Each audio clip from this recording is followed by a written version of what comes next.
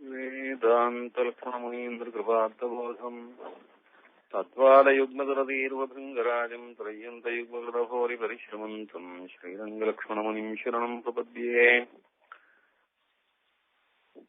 என்னுயிரு தங்களித்தவரை சரணம் ருக்கு யானடையவே அவர் குருக்கள் நிறை வணங்கி பின்னருளால் பெரும் பூதோர் வந்து நல்லல் பெரிய நம்பி ஆள வந்தார் வணக்கால் நம்பி நன்னெறியை அவர் குறைத்த உய்யக் கொண்டார் நாதமுனி கடகோவன் சேனாதன் இன்னும் முதற் திருமகள் என்று வரை முன்னிட்டு எம்பெருமான் திருவடிகள் செய்கின்றேனே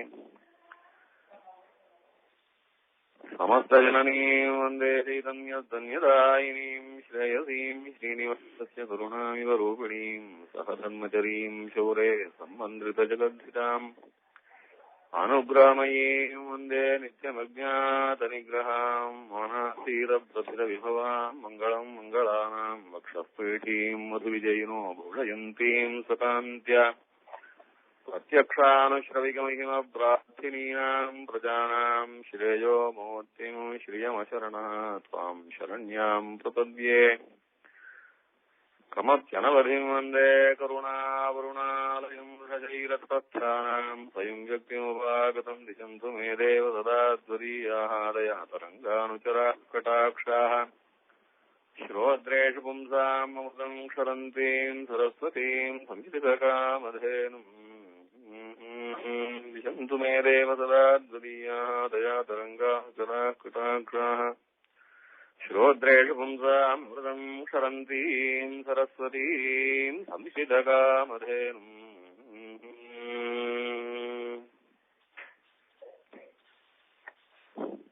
நம்முடைய உயர்ந்த ஸ்ரீ வைஷ்ணவ சம்பிரதாயத்தில் என்று ஒரு முக்கியமான விஷயத்தை பற்றி உபன்யாசம் கேட்க போறோம். இன்று வைகாசி திருவோணம். எந்த தந்தை எம்பெருமான் நமக்கு எல்லா விதத்தினாலும் முதல் பொருளாயிருந்து இந்த ஸ்ரீ வைஷ்ணவ சம்பிரதாயத்தை பிரவர்த்திப்பித்து அது தான் முதல் ஆச்சாரியராய் தன்னோடு சேர்ந்து பிராட்டியும் இந்த ஆச்சாரிய பரம்பரையிலே எம்பெருமானோட சமப்பிரதானமான அடுத்த ஆச்சாரியாய் அப்படியாக பெருமாளாலும் தாயாராலும் இந்த வைஷ்ணவ சம்பிரதாயம் என்று சொல்ல முடியாதபடி ஸ்ரீ வைஷ்ணவ சம்பிரதாயம் என்றே சொல்ல வேண்டும்படியாக இது உயர்ந்த பிரபத்தி சம்பிரதாயமாக பெருமாள் தாயார் தொடக்கமாக இன்றளவும் நம்ம ஆச்சாரியர்களாலே நன்கு ரட்சிக்கப்பட்டு நம்மை போன்றதான அடியார்களுக்கு உயர்ந்த நன்மையை செய்து கொண்டிருக்கிறது. இந்த ஸ்ரீ வைஷ்ணவ சம்பிரதாயத்தில இன்று இந்த வைகாசி திருவோணமாகிற உயர்ந்த நன்னாளிலே திருவோண திருவிழவில் அந்தியம்போதில் அரியுருவாகி அரியழித்தவனை என்று அந்த திருவோண திருவிழவு என்று கொண்டாடினார் போலே பெரியாழ்வார் கொண்டாடினார் போலே இன்று தேவப்பெருமாளுடையதான திருவோண பிரம்மோத்சவம் வைகாசி சிரவணமாகிற பிரம்மோத்சவத்தினுடைய 9ஆம் திருநாள். இந்த 9ஆம் திருநாள் என்று பெருமாள் விசேஷமாக எம்பெருமான் தேவாதிராஜன் தூப்புல் கஷேத்திரத்திலே ஸ்ரீ சுவாமி தேசிகனுக்கு எழுந்தருளி சன்னதிக்கு எழுந்தருளி ரொம்ப சன்னதிக்குள்ளே எழுந்தருளி தேசிகனுக்கு உயர்ந்த மரியாதைகளை எல்லாம் இன்று அனுகிரகிக்கிற வழக்கம். ரொம்ப ஸ்ரீ வைஷ்ணவால் எல்லாரும் ரொம்பவும் ஆசைப்பட்டு சேவிக்கிறதா உற்சவம் இது. புண்ணியகோடி விமானத்திலே தேவப்பெருமாள் பிரம்மோத்சவத்தினுடையதான 9ஆம் திருநாள் என்று சிரவணம். பெருமாளுக்கும் சிரவணம் ரொம்ப விசேஷமான அபிமானமான திருநக்ஷத்திரம். அந்த அபிமானமான திருநக்ஷத்திரத்திலே சுவாமி தேசிகனுக்காக எழுந்தருளி மாலை மரியாதைகள் ஸ்ரீசடாரி வரிசைகள் எல்லாம் அழகாக பிரசாதிக்கும் தினம் இன்று. இந்த தினத்திலே சுவாமி திக்மாந்த மகாதேசிகனுடைய திருவுள்ளத்துக்கு உகப்பாக ஒரு சொன்னதான ஸ்ரீ வைஷ்ணவ சம்பிரதாயத்தினுடைய முக்கியமான விஷயத்தை பத்தி நாம் பிரவச்சனம் கேட்க போறோம். என்ன விஷயம்னு சொன்னா, எல்லா சம்பிரதாயத்திலும் பொதுவாக வைதிக சம்பிரதாயத்தில மகாலட்சுமி என்று சொல்லும்படியான தாயாருக்கு ஒரு உயர்ந்த அந்தஸ்து கொடுத்திருக்கார்.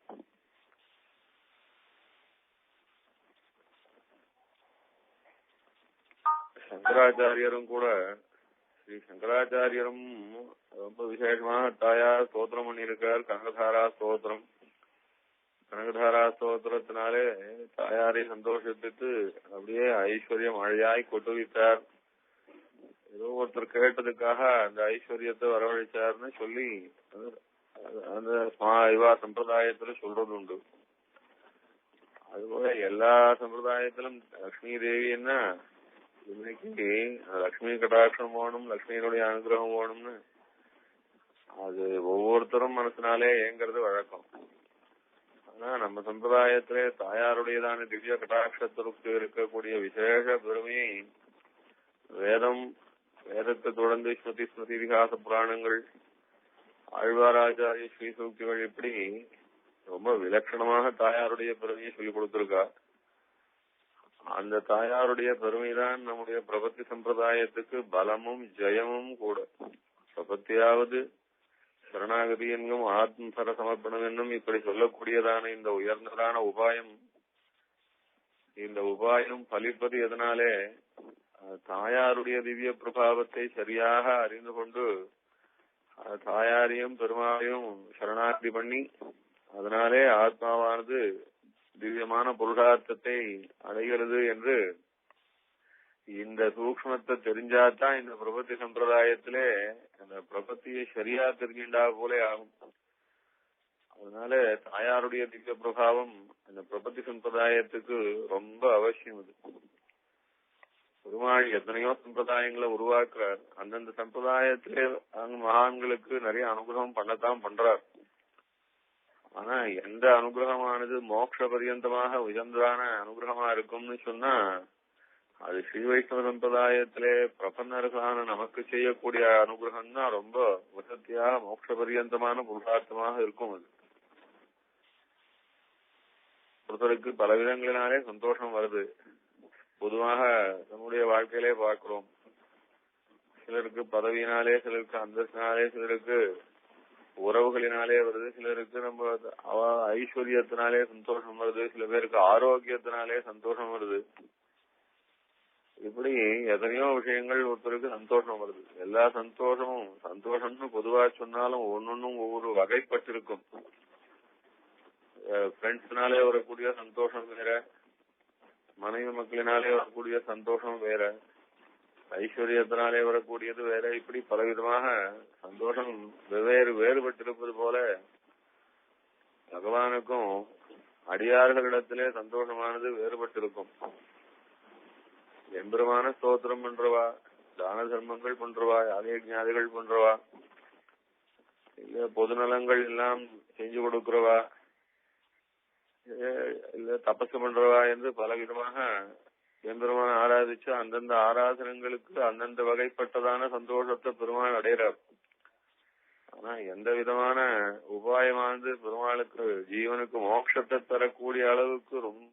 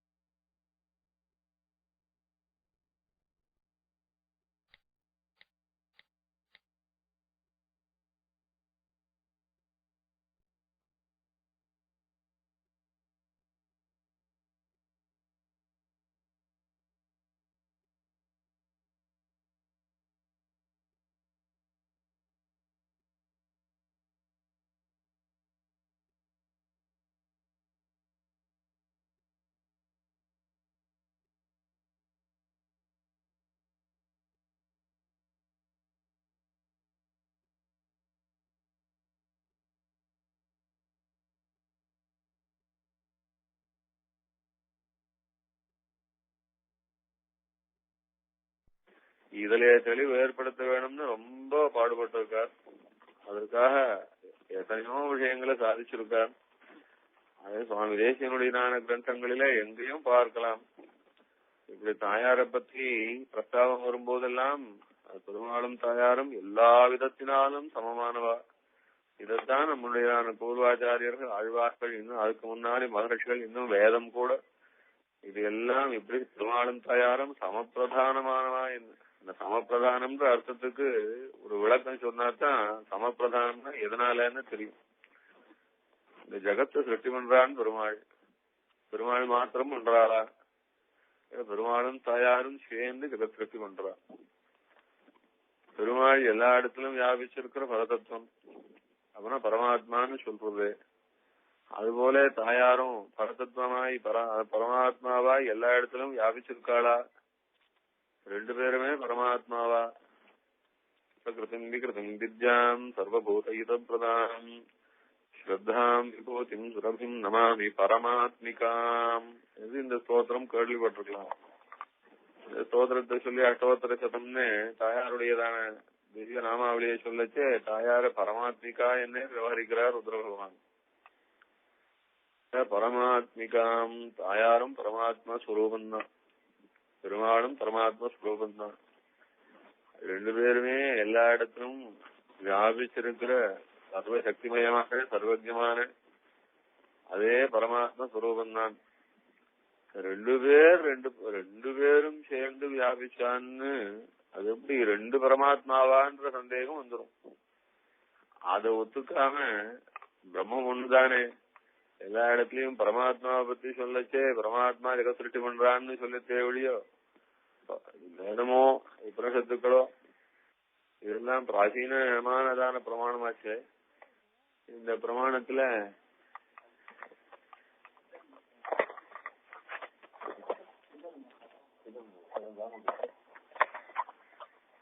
இந்த பரமாத்மான்னு சொல்ற சப்தம் தாயாரையும் சொல்லுமா என்பதான முதல் சந்தேகம் எல்லாருக்கும் வரும். அது சாமான்யமாக திருஷ்டியினாலே நம் யோஜனையினாலே பார்த்தா வரணும்.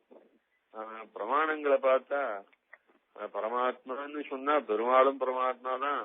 அந்த பெருமாளோட சேர்ந்து எப்பொழுதும் தாயாரா இருக்கிறவனும் பரமாத்மிகா தான். ரெண்டு பேருமே எங்கும் வியாபிச்சிருக்கிறதான தத்துவம். இப்படி எங்கும் வியாபிச்சு இப்படி ரெண்டு பேரும் சேர்ந்து ஒரே ஜெகத்காரணமாய், அதனாலே ஜெகத்காரணமானதான் நமக்கு காரணம் துத்தியேயான்னு சொன்னதுனால ஜெகத்காரணமா இருக்கிறவாழ்தான் பத்தினால்தான் நமக்கு மோட்சம் என்கிறதான விஷயத்துல உறுதி வேணும். ரெண்டு பேருமே நமக்கு உபாயம் என்கிறதான எண்ணம் வேணும். இப்போ ஒரு சுருக்கமான குறிப்பான ஒரு விஷயம் அவசியம் தெரிஞ்சுட்டாதான் இது மேற்கொண்டு சொல்ற விஷயமும் புரியும். என்ன தெளிவான பிரிவுன்னா என்ன, தெளிவான பேதம் என்ன கிளியரா சொல்லணும்னா, தாயார் நமக்கு சிபாரிசு பண்றா மோட்சத்துக்கு, பெருமாளிடம் சிபாரிசு பண்றா. நான் மோட்சத்துக்கு போனா பெருமாளையும் தாயாரையும் தான் நமக்கு திவ்ய தம்பதிகளாக நமக்கு தெய்வமாக நாம் அடைந்து பாராட்டி கொண்டாடி அவளுக்கு கைங்கரியம் பண்ணி கொண்டு அந்த ஆனந்தத்துல இருக்க போறோம் என்று இந்த விஷயத்துல என்னாச்சாரியாளுக்கும் நம்முடைய தேசிய சம்பிரதாயத்துக்கும் வித்தியாசம் இல்லை. அதனால திவ்ய தம்பதிகள் தான் நமக்கு கைங்கரியத்துக்கு உரியவர்கள். நம்முடைய புருஷார்த்தம் திவ்ய தம்பதிகளுக்கு கைங்கரியம் பண்றதான்னு சொல்றதுல ரெண்டு சம்பிரதாயத்திலும் வித்தியாசம் கிடையாது. தாயார் சிபாரிசு பண்ணினாத்தான் பெருமாள் மோட்சம் கொடுப்பார் என்பதிலையும் வித்தியாசம் கிடையாது. ஆனா அந்த மோட்சம் கொடுப்பது என்றதான ஒரு நிலைமை இருக்க, அந்த மோட்சம் கொடுப்பதுன்னா என்ன, நம்முடையதான பழைய பாபங்களை எல்லாம் மறந்து மன்னிச்சு அந்த பாபங்களுக்கு எந்த தண்டனையும் கொடுக்காம இந்த ஜீவாத்மாவானவன் அந்த மோட்சமாகிறதான புருஷார்த்தத்தை அடைய வேணும், அடையட்டும் என்று சங்கல்பிப்பது. அது பெருமாளும் தாயாரும் சேர்ந்து, பெருமாளோட சேர்ந்துதான் தாயாரோட சேர்ந்துதான் பெருமாள் இந்த சங்கல்பத்தை பண்ணுகிறார் என்று சுவாமி தேசிகனுடையதான நிர்வாகம். இதைத்தான் பூர்வாச்சாரியாருடைய ஆழ்வாசி சூக்திகளிலிருந்து பார்க்க போறோம். ஆனா இத மாத்திரம் விட்டுடுறா தென்னாச்சாரிய சம்பிரதாயத்துல. அதாவது புருஷகாரம் சிபாரிசு பண்ணுவது தாயாருக்கு உண்டு, தாயார் தான் பண்ணணும். அப்பதான் பெருமாளுடையதான கோபம் மாறும், அப்பதான் பெருமாள் நமக்கு மோட்சத்தை கொடுப்பதுக்கு ஒத்துப்பார் என்று சொல்றதுல ரெண்டு சம்பிரதாயத்திலும் வித்தியாசம் கிடையாது. மோட்சத்துக்கு போனால் பெருமாளும் தாயாரும் தான் இந்த ஜீவாத்மாவுக்கு கைங்கரியத்துக்கு உத்தேசமான பிரதிசம்பந்திகள் என்பதிலையும் வித்தியாசம் கிடையாது. மோட்சத்தை கொடுப்பது என்று சங்கல்பிக்கும் போது பெருமாள் மாத்திரம் சங்கல்பிப்பார். அந்த சங்கல்பத்திலே தாயாருக்கு ஒரு சம்பந்தமும் கிடையாது. சிபாரிசு பண்ணுவதோடு அமைஞ்சு போச்சு தாயாருடையது என்று சொல்லுவது தென்னாச்சாரிய பட்சம். அது சுவாமி தேசிகன் நம்முடைய ஸ்ரீவைஷ்ணவ சம்பிரதாயத்திலே பூர்வாச்சாரியாருடையதான வசனங்களை எல்லாம் உதாரித்து காட்டி பெருமாளும் தாயாரும் சேர்ந்துதான் மோட்சம் கொடுக்கிறார். பெருமாள் தாயாரோட சேர்ந்துதான் பெருமாள் மோட்சம் இந்த ஜீவன் அடையட்டும்னு சங்கல்பிப்பார் என்று இந்த மோட்சோபாயமாகிறதான பகவத் சங்கல்பம் இருக்கு, அதை நமக்கு தெளிவிச்சு கொடுக்கிறார். இதுதான் ரொம்ப முக்கியம். எதனால முக்கியம்னா நமக்கு பிரபத்தி தான் முக்கியம்னு சொன்னா அந்த பிரபத்தியிலே மோட்சோபாயம்னு அது பெருமாளும் தாயாரும் மோட்சோபாயம்னு தெரிஞ்சுக்காம பெருமாள் மாத்திரம் மோட்சோபாயம்னு தெரிஞ்சுட்டா அந்த பிரபத்தி அனுஷ்டானமே தப்பு. அந்த பிரபத்தி அனுஷ்டானம் தப்பா இருந்தால் பிரபத்தி என்கிறதான பிரம்ம வித்யானது சிதிக்காது. அதனால தேசிகன் ரொம்ப கவலைப்பட்டு முதல்ல பாரத தேசத்திலே பிறக்கிறதே ரொம்ப கஷ்டம். அது கிடைக்காத புருஷார்த்தம். அது கிடைச்சாலும் வைதிகனா பிறக்கணும்ன்றது ரொம்ப கொடுப்பனை. வைதிகாலா பிறந்தாலும் ஸ்ரீ ராமானுஜ சம்பிரதாயத்திலே பிறக்கிறது ரொம்ப அது கோடி ஜென்ம புண்ணியம். அது ராமானுஜ சம்பிரதாயத்திலையும் சரணாகதி பண்ணிக்கணும் என்பதான எண்ணமும் வரவேண்டி இருக்க அந்த சரணாகதி பண்ணிப்பதான்னு ஒரு கேள்வி கேட்டு விலகி போறது மகாபாபம். அப்படியே சரணாகதி பண்ண வந்தாலும் பெருமாளும் தாயாரும் சேர்ந்துதான் நம்முடைய சரணாகதிக்கு பலன் கொடுப்பார்னு தெரிஞ்சுக்காம பெருமாள் மாத்திரம் பலன் கொடுப்பார்னு தெரிஞ்சுட்டா இதை விட ரொம்ப கிட்ட வந்துட்டு அப்படியே கை கட்டிட்டு வாயிலையும் போட்டாச்சு. அப்படி வாயில போட்டது பல்லுலே பட்டு வெளியிலே தெரிச்சு போச்சுன்னா போல ரொம்ப பெரிய நஷ்டம். அது நல்ல ஆச்சரியமான திருப்பதி லட்டு பெருமாள் பிரசாதமா கிடைச்சது. அது வாயில போட்டுக்கலாம்னா ஆசையா இருந்தது. பிரிய லட்டை முழு லட்டா வாயில போட்டுக்கணும்னு ஆசையா இருந்தது. முழு லட்டை வாயில போட்டுக்கிச்சே போட்டுட்ட வேகத்துல பல்லுல பட்டு மண்ணுல விழுந்துட்டா மாதிரி கிடைக்காத லாபமான இந்த ஸ்ரீ வைஷ்ணவ ஜென்மாவில சரணாகதி என்கிறதான அனுஷ்டானத்தை பண்ண போகும் போதும் கூட அது போய் பண்ணின போது தப்பா போச்சுன்னா அந்த அனுஷ்டானம் நமக்கு பலன் அளிக்காதே. அது போல பெருமாளையும் தாயாரையும் சமமாக பாவிச்சுண்டு இந்த சரணாகதி அனுஷ்டானத்தை பண்ணாம போனா அது பல்லிலே பட்டு தெரிப்பதே என்று சொல்வது போல ஆயிடும். அதனால தேசிகன் ரொம்ப வியசனப்பட்டு தாயாருடையதான பிரபாவத்தை குறைக்காம தெரிஞ்சுக்கணும்னு இதற்காகத்தான் ரொம்ப விசேஷமான கிரந்தங்கள்லாம் சாதிச்சிருக்காரு. அதுல முக்கியமாக ஸ்ரீ ஆளவந்தார் ஸ்தோத்திரம் என்கிறதான வரதவல்லபா ஸ்தோத்திரம் காந்தஸ்தே புருஷோத்தம பணிபதி ஷையாதனம் வாகனம் என்று தொடங்குற 4 ஸ்லோகங்கள் உண்டே. அந்த 4 ஸ்லோகங்களுக்கு ரொம்ப அத்தியுதமான வியாக்கியானம் சாதிச்சிருக்கார் சுவாமி தேசிகன். இந்த கிரந்தத்துக்கெல்லாம் ரகசிய ரக்ஷை என்பதாக சொல்லுவா பிரிவா. ரகசிய ரக்ஷைன்னு சொன்னா அது ரகசியத்தை ரொம்ப அது காப்பாற்ற வேண்டிய விஷயம். அது அதனாலே ரகசியம் காப்பாற்ற வேண்டிய விஷயமான ரகசியமே அது சரியான விஷயம் சரியாக புரிஞ்சு கொள்ளாம போயிட்டா அப்புறம் அந்த ரகசியமே கெட்டு போறது. ஒரு விஷயத்தை ரகசியமா காப்பாற்றணும்னு வச்சுக்கிறோம். ஒரு நல்ல ரத்னம் தான் வச்சுக்கோங்க. நல்ல ரத்னம் தான் ரத்ன ஆபரணம் தான். அத பத்திரமா வச்சுக்கணும், மத்தவா கண்படாம வச்சுக்கணும், திருஷ்டி இல்லாம வச்சுக்கணும், கண்டவாளும் பாத்திரக்கூடாது என்று ரத்னத்தை ரகசியமா வச்சுண்டு ரொம்ப முக்கியமான தினங்களை மாத்திரம்தான் போட்டுக்கிறது. திருடங்கிருடெல்லாம் பார்த்து நோட்டம் விடுற மாதிரியாக இல்ல. நம்ம மனுஷால் மத்தியத்துல மாத்திரம் போட்டு கட்டி அப்படி நம்ம மனுஷால் மாத்திரம் பார்த்துக்கணும், அவ மாத்திரம் பார்த்து சந்தோஷப்பட்டுக்கணும்னு காப்பாத்தினா அப்படி காப்பாற்ற வேண்டியதான அந்த ரகசிய ஆபரணத்தை அதை உள்ள வச்சு பாதுகாக்கச்சே அது மேல வெயிட்ட வச்சு அதை வச்சு இதை வச்சு அழுக்க போட்டு எப்படி அத அந்த விஷயம் ஒரு உயர்ந்த வஸ்துவையே கெட்டு போகும்படியா பண்ணக்கூடாதோ அதுபோல ரகசியத்தை பத்திரமா வெளியிலே இறைச்சி விடாம காப்பாற்றணும். வெளியில இறைச்சி விடாம காப்பாற்றணும்ன்றது இல்லாம அந்த ரகசியத்தையே அதனுடையதான ஸ்வரூபமே கெட்டு போற மாதிரி நடந்து கூடாது. இப்போ சுவாமி தேசிகன் அதனால இந்த ரகசியங்களுக்கு எல்லாம் ரக்ஷையாக சம்ஸ்கிருத வியாக்கியானமாக சாதிச்சிருக்கார். அதுல ஆளவந்தாருடையதான ஸ்தோத்திரம் காந்தசே பிரபவத்தமான சதுஸ்லோகிக்கும் ஆளவந்தாருடைய சாட்சாத் ஸ்தோத்திர ரத்னம்னு சொல்ல முடியாத விசந்ததான இந்த ஸ்தோத்திரத்துக்கும் அதே போல பாஷ்யக்காரருடையதான கத்தியத்திரயத்துக்கும் வியாக்கியானம் சாதிச்சதான இந்த விஷயத்த ரகசிய ரக்ஷைன்னு சொல்றது வழக்கம்.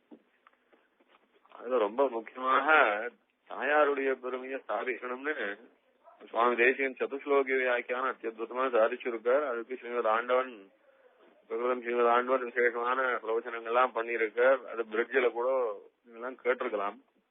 அதுக்காக புத்தகங்களும் எழுதியிருக்கார். அந்த கிரந்தம் பப்ளிஷ் ஆயிருக்கு ஆசிரமத்துல. தாயாருடைய பிரபாவத்தை பூர்வர்கள் யாரும் குறைச்சே சொல்லல. ஆனா தேசிகன் காலத்துக்கு சற்று முற்பட்டவர்கள் எல்லாம் அதை வித்தியாசப்படுத்திட்டா அது தேசிகனுக்கு ரொம்ப பெரிய அபாயமாகப்பட்டது. இந்த அபாயம் வளர்ந்து போச்சுன்னா தாயாருடைய மகிமை என்ன ஆகுமோ, தாயாருடைய மகிமை தான் குறைய போறதில்லைன்னு நம்முடைய உபாசனத்திலே நான் தாயாருடைய மகிமையை குறைச்சிடுவோம்ன்றதுனால அத ரொம்ப விசேஷமாக எடுத்து காட்டுறார்.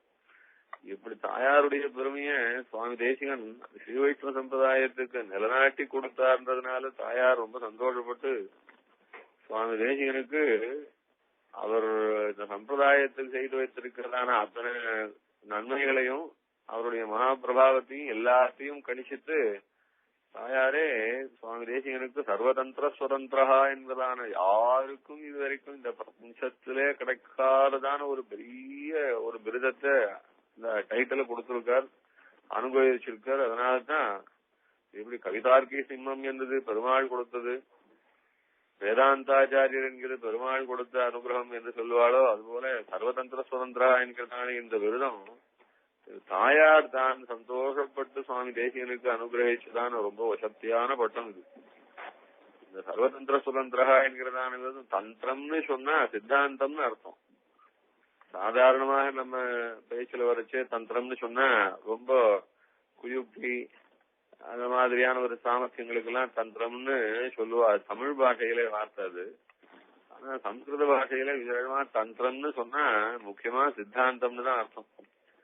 சர்வ சித்தாந்தத்திலும் சுதந்திரம், எல்லா சித்தாந்தமும் சுவாமி தேசிகனுக்கு ஆசோவிதேயம் என்பதான அர்த்தத்துலதான் சர்வதந்திர சுதந்திரா என்று சர்வ சித்தாந்தங்களிலும் கரை கடந்த பிரபாவம்னா தேசிகனுக்கு தான் உண்டுன்னு தாயார் அனுகிரகிச்சார்.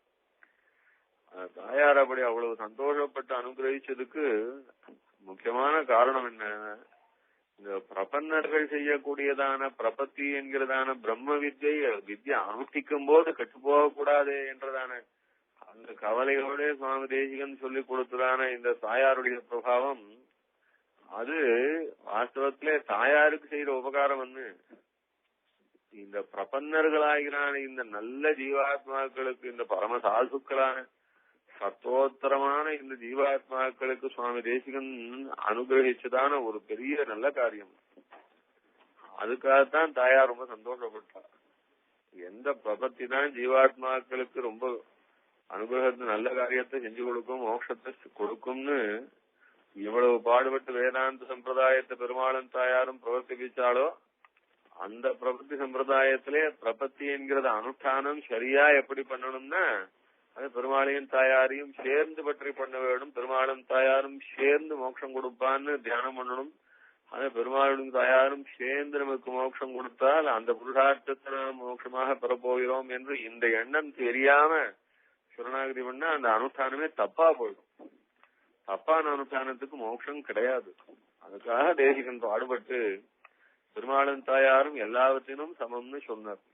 இது தேசிகன் சாதிச்சது தான் சொந்தமா சொன்னார்னு ஒரு இடத்துலயும் சொல்லல. நம்முடைய பூர்வாச்சாரியர்கள் சொன்னாலே ஒரு அழகான பாசுரத்தை வச்சு சுவாமி தேசிகனுடைய உள்ளத்தை சொல்றேன். திருவல்லிக்கேணி பாசுரம். கலியன் திருமங்க மன்னனுடையதான திவ்யமான பாசுரம். நம்முடைய தேசியனுடைய வாய் திருநாமத்தில் சொல்லச்சே 2 விஷயம் சொல்றோம். கஞ்ச திருமங்கயுகக்க வந்தோன் வாழியே என்பதாக ஒரு வார்த்தையும் சொல்றோம். கலியனுரை குடிகொண்ட கருத்துடையோன் வாழியே என்று 2 விஷயம் சொல்றோம். இந்த திருமங்கையாழ்வாருடைய திருவுள்ளம்னு சொன்னா அந்த திருவுள்ளம் எல்லாம் சுவாமி தேசிகனுடையதான திருவுள்ளத்தோட அப்படி ஒத்து போகும். கலியனுரை குடிகொண்ட கருத்துடையோன், கலியன் என்னென்னலாம் சாதிச்சாரோ அந்த விஷயங்களையெல்லாம் தான் தேசிகன் அவர் ஆழ்வாரா இருந்து சாதிச்சது, தேசிகன் ஆச்சாரியரா இருந்து சொல்லி வச்சார் என்று அந்த வரிக்கு அர்த்தம். அதுல கஞ்ச திருமங்க யுகக்க வந்தோன் என்று சொல்றோம். கஞ்சம் என்றால் தாமரைன்னு அர்த்தம். அந்த தாமரை திருமங்கையான பிராட்டி அவள் சந்தோஷப்படும்படியாக ஒரு நல்ல ஆச்சாரியராக வந்தாரே நம்ம சுவாமி தேசிகன், அவர் வாழியே என்று சொல்றோம். அதனால தாமரை திருமங்கையான பிராட்டி யுகக்கும்படியாக வந்து அவதரிச்ச நம் சுவாமி தேசிகன் நெடுங்காலம் வாழ வேணும்னு நம்முடையதான மங்களாசாசனம். அதுல கலியனுடைய பாசுரம் என்ன, அதை கொண்டு தாயாருடையதான பெருமை என்னன்னு இப்போ சின்ன ஒரு பாசுரத்தினாலே சொல்றேன். திருவல்லிக்கேணி பாசுரம். இந்துணை பதுமத்தலருமகள் தனக்கு இன்பன் நற்புவி தனக்கு இறைவன் தன் துணையாயருபாவை நற்பெண்ணை தமக்கிரை மொத்தையோர்க்கெல்லாம் வந்துணை நப்பெண்ணை தனக்கு இறை இந்துணை பதுமத்தலருமகள் தனக்கும் இன்பன் அலர்மகள் தனக்கும் இன்பன். இத முதல்ல கொட்டேஷன்ல நோட் பண்ணிக்கணும். அலர்மகள் தனக்கும் இன்பன், அத நோட் பண்ணிக்கணும். நற்புவி தனக்கு இறைவன், அத நோட் பண்ணிக்கணும். ஆயருபாவை நற்பின்னை தனக்கு இறை, அத நோட் பண்ணணும். மற்றையோர்க்கெல்லாம் துணை, அத நோட் பண்ணணும். இந்த 4 விஷயத்த நோட் பண்ண ஸ்ரீ வைஷ்ணவ சம்பிரதாயத்திலே தாயாருடைய ஸ்டேட்டஸ் என்னன்னு ஆழ்வார் சீர்திருத்தினாலே ஸ்பஷ்டமா தெரிஞ்சுக்கலாம். நற்புவி தனக்கு இறைவன் அப்படி பூமி பிராட்டிக்கு சுவாமின்னு சாதிக்கிறார் ஆழ்வார். ஆயருபாவை நப்பின்னை தனக்கு இறை, 2 பேருக்கும் இறைவன் சாதிக்கிறார் பாருங்க. பூமி பிராட்டிக்கும் நீலாதேவியான நப்பின்னை பிராட்டிக்கும் இறைவன் சுவாமின்னு அர்த்தம். ஆனா தாயார் விஷயத்துல சொல்லச்சே இன்துணை பதுமத்தலருமகள் தனக்கு இன்பன் அலருமகள் தனக்கு இன்பன் அப்படின்னு.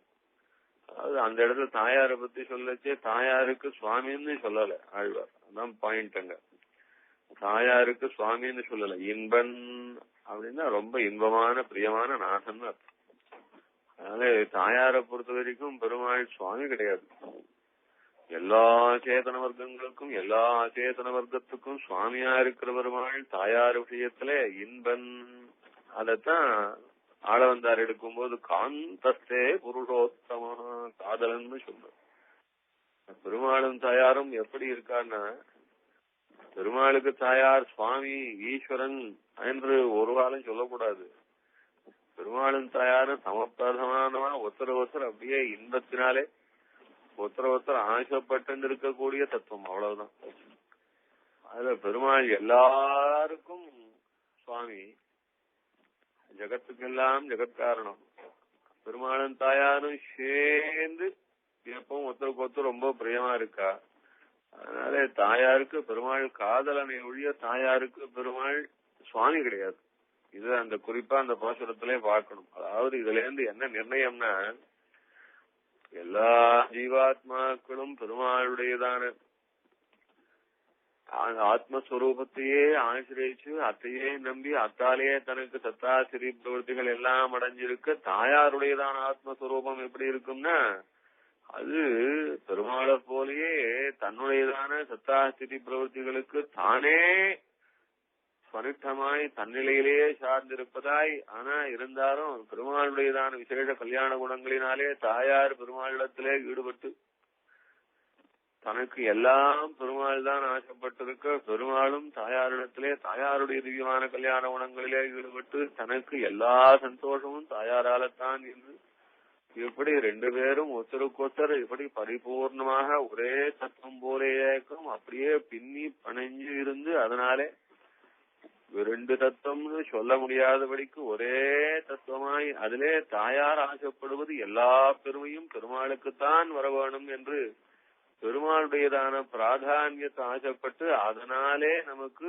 எல்லாவற்றிலும் பெருமாள் தான் நமக்கு பிரதானம்னு அதனால சாஸ்திரங்கள் சொல்லும் போது எல்லாத்துக்கும் யார் பிரதானம்னு சொல்லச்சே அது பெருமாள் தான் பிரதானம்னு சொல்லித்தே ஒழிய அந்த பெருமாள் தான் பிரதானம்னு சொன்னது அந்த பெருமாளும் தாயாரும் சேர்ந்து பின்னி பிணைஞ்சிருக்கிற இந்த தத்துவத்துல தாயார் பெருமாளுக்கு பதிப்பிரதானமாக எப்படி யாகதந்திரத்தில் பதிப்பிரதானர் போலே என்று சொல்வார் சுவாமி தேசிகன். அதுபோல யாகதந்திரம்னு யாகம்னு பண்ணினா அந்த யாகத்திலே எஜமானன் பண்ணார் அப்படின்னு சொன்னார்னா எஜமானன் ஆம்பியா இல்லாம பண்ண முடியாதுன்னு சாஸ்திரம் சொல்லியிருக்கு. அதுபோல எஜமானர் பண்றாருன்னு சொன்னாலே ஆம்பியாலும் அதிலே சேர்ந்துதான் அடங்கி உள்ளடங்கினோம். அதுபோல பெருமாளுடையதான மகிமையிலே தானும் சேர்ந்து உள்ளடங்கினவளாய் இருந்து கொண்டு பெருமாளோட சேர்ந்து ஒரு தத்துவமாய் இருந்து பெருமாளும் தாயாருமாய் நமக்கு எல்லாவற்றிலும் சமப்பிரதானர்களாய் துவாமே பாபு கதிஜிதபரே துவப்ரியம் லோகநாதம் கிந்தைரந்த கலகமலினை கிஞ்சிருத்தீரியமக்னை என்று தெய்வம் சாதிக்கிறார். அம்மா சில பேர் உன்னை பத்தி ஸ்தோத்திரம் பண்ணச்சு ரொம்ப பரவசப்பட்டு போய் ரொம்ப வசத்தி பெருமாளை கூட நீ வசத்தின்னு சொல்லுவா. பெருமாளை ஸ்தோத்திரம் பண்ணப்பட்ட போய் சில பேர் என்ன பண்ணுவாருன்னா பெருமாள் தான் எல்லாத்தினாலையும் வசத்தி பெருமாளுக்கு தாயார் கூட கிடையாதுன்னு சொல்லுவா. ஆனா அதெல்லாம் என்ன ரொம்ப கிட்ட வந்துட்டு பெரிய தப்பு பண்றாங்க. கிஞ்சிரு தீரியமக்னை ஒருத்தன் சமுத்திரத்துல விழுந்தவன் எப்படியோ மூச்சு பிடிச்சுண்டு அப்படியே தலைய நீட்டி ஜலத்திலேருந்து வெளியில தலைய நீட்டி அப்பதான் நமக்கும் கொஞ்சம் இவ்வளவு நேரம் ஜலத்துக்குள்ளே இழுத்து பிடிச்சுட்டு இருந்தோமே மூச்சு போயிட்டு இருந்ததுன்னு சமுத்திரத்துக்கு வெளியிலே தலையை நீட்டி கொஞ்சம் அந்த வெளிக்காத்த சுவாசிக்க ஆரம்பிச்சா பொழைச்சுட்டான்னு நினைச்சான்னா திருப்பியும் அதே சமுத்திரத்துக்குள்ளே வேணும்னுட்டு அப்படியே மூழ்கி கீழே போயிட்டான்னா எப்படியோ அது போல அம்மா உன்னையும் வசதியா மாத்திரம் நினைக்கிறதோ பெருமாளை மாத்திரம் வசதியா நினைக்கிறதோ இவ்வளவு பெரிய சம்சார சமுத்திரத்துல விழுந்து உன்னையும் பெருமாளையும் சேவிக்கிற அளவுக்கு நெருங்கி வந்தாவிட்ட கூட திருப்பியும் நீதான் வசதி நீ மாத்திரம் வசதி பெருமாள் தான் வசதி பெருமாள் மாத்திரம் வசதி அப்படின்னு இந்த பிரிச்சு பாக்குறது இந்த கிஞ்சி ருத்தீரியமக்னேகி சமுத்திரத்திலே இருந்து கொஞ்சம் தலைய வெளியில நீட்டி வெளிக்காத்த சுவாசிச்சுட்டு திருப்பியும் மூழ்கி போறான்னு பாருங்க. அந்த மாதிரியான ஒரு பெரிய ஆபத்தாக்கும் பெருமாளையும் தாயாரையும் அது தனியாக வசதியாக பிரிச்சு பாக்குறது. ரெண்டு பேரும் சேர்ந்தே வசதியானவான்னு சுவாமி தேசிகன். எதனால என்ன இதுக்கு ரொம்ப விசேஷமான பிரமாணங்கள்லாம் காட்டுற. வியாபகோ அதிசம்ஸ்லேஷா ஏகதத்வமிவோதிதோ அந்த தாயாருடைய பெருமையை சொல்றதுல அகிர்பத்ய சம்ஹிதைன்னு சொல்லும் முடியான அந்த சம்ஹித ஆகம சாஸ்திரம் இருக்க ரொம்ப அவசியம் வாசிக்க வேண்டியதான புத்தகம் இது. அகிர்பத்ய சம்ஹிதை சக்கரத்தாழ்வாருடைய பிரபாவத்தை தான் சொல்றது. அந்த சொல்ல வந்த இடத்துல தாயாரும் பெருமாளும் யாருன்னு காட்டுறது. இந்த தாயாரும் பெருமாளும் இடத்துல எப்படி இந்த சக்கரத்தாழ்வாரத்துல சரணாகத்தின்னா எப்படி பண்ணணும், சரணாகதிக்கு என்ன அங்கங்கள்லாம் என்ன என்பதெல்லாம் ரொம்ப விசேஷமாக காட்டி கொடுக்கிற கிரந்தம் அகிர்புத்தி சம்ஹிதை. அதனால சுவாமி தேசிகனுக்கு ரொம்ப ரொம்ப பிடிக்கும். அகிர்புத்தி சம்ஹிதையில இருந்துதான் நிறைய பிரபத்தி சாஸ்திரத்துக்கு வேண்டிய கொட்டேஷன் எல்லாம் எடுப்பார் தேசிகன். அந்த அகிர்புத்தி சம்ஹிதையில தாயாரை பத்தி சொல்லச்சே பெருமாளும் தாயாரும் எப்படி பிரியாதவான ஒரே தத்துவம்னு சொல்லச்சே சொல்றது சமுத்திரம்னு இருக்கு. அந்த சமுத்திரம்ன்றது அது என்ன ஒரு முழங்கால் அளவு இருந்தா சமுத்திரம் ஆயிடுமா, இல்லன்னா மார்பளவு இருந்தா சமுத்திரம் ஆயிடுமா, இல்லன்னா ஆழ் முழுகிற அளவுக்கு இருந்தா சமுத்திரம் ஆயிடுமா? சமுத்திரம்னா ரொம்ப அபாதமா ரொம்ப ஆழமா இருந்தா தான் சமுத்திரம். அப்ப அந்த சமுத்திரம்னு எதனால விவகரிக்கிறோம்னு சொன்னா அந்த ஆழம்ன்றது பெருமை இருக்கே, அந்த ஆழம்ன்ற பெருமையோட இருக்கக்கூடியதான அந்த பெரிய நீர்ப்பரப்புக்குத்தானே சமுத்திரம்னு பேரு. அப்போ அந்த ஆழம்ன்ற பெருமையும் சமுத்திரம் என்கிறதான தத்துவமும் வேற பார்க்க முடியுமோ, வேற ஆயிடுமோ? சமுத்திரம்னு ஒரு தத்துவம் இருந்ததுன்னா ஆழம்ன்ற தத்துவத்தோட சேர்ந்து இருந்தா தான் அதுல ஆழம் தனி தத்துவம் சமுத்திரம் தனி தத்துவம்னு பிரிச்சு பார்க்கலாமோ?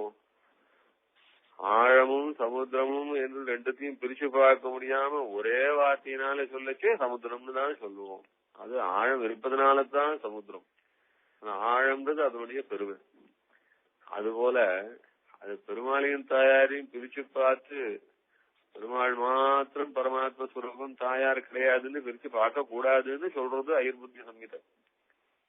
அது சமுத்திரம் என்று சொன்னாலே எப்படி அதனுடைய ஆழமும் சேர்ந்து இருந்தாதான் அது ஒரு தத்துவம் ஆகுமோ, இல்லைன்னா ஆகாசத்தை எடுத்துக்கோங்கன்னு சொல்லிட்டு. ஆகாசம் என்பது அவ்வளவோ பெருசா இருக்கு. மேக்னிடியூட்னு அளவில்லாத மேக்னிடியூட். அவ்வளவு மேக்னிடியூடும் இருந்தா தான் அது ஆகாசம்னு சொல்லலாமே ஒழிய அது என்ன 10 கியூபிக் ஃபீட் இருக்கு இல்லன்னா 1 lakh கியூபிக் ஃபீட் இருக்கு அப்படின்னு சொல்லி அளந்தா அது ஆகாசம்ன்ற பெருமைக்கு ஆகுமோ? எப்படி ஆகாசம்ன்றதான தத்துவத்துக்கு அது அளவில்லாத ஒரு அவகாசம் இருக்கு, அதுக்கு அதனுடைய மேக்னிடியூட் இருக்கு, அதுவும் சேர்ந்தாதான் அது ஆகாசம்ன்ற தத்துவம் ஆகும். அதனால பெருமை என்கிறதான ஒரு தத்துவம், ஒரு பெருமை என்கிறதான ஒரு தத்துவமும் அது ரொம்ப இந்த ஆகாசம் என்கிறதான தத்துவம் எப்படி சேர்ந்திருந்தாதான் ஒரே தத்துவமாகும். ஆழம் என்கிறதான ஒரு அம்சமும் அது தீர்த்த சமுத்திரம் என்கிறதான இந்த பொருளும் எப்படி பிரியாம மொத்தமும் ஒரே பொருளாகத்தான் ஒரே தத்துவமாகத்தான் நினைச்சு பார்க்க வேண்டியிருக்கோ, அதுபோல அது பெருமாளையும் தாயாரையும் அது அவளுடையதான அந்த பெருமைகளும் அவளுடைய சேர்த்தியும் ஒருத்தருக்கு ஒருத்தர் அது தங்களுடையதான பிரீதியினால, அந்த பிரீதியினாலதான் அவளுடையதான ஸ்வரூபமே இருக்கு என்று சொல்லலாம்படியும் ஒருத்தருக்கு ஒருத்தர் அதுல பிரீதி இல்லன்னு சொல்லக்கூடாது. அதனால பிரீதி இல்லன்னு ஆயிடுத்துன்னா ரெண்டு ஸ்வரூபமும் கூட இல்லன்னு ஆயிடும். அந்த மாதிரி அவ ரெண்டு பேரும் பிரியமாக இருக்கா.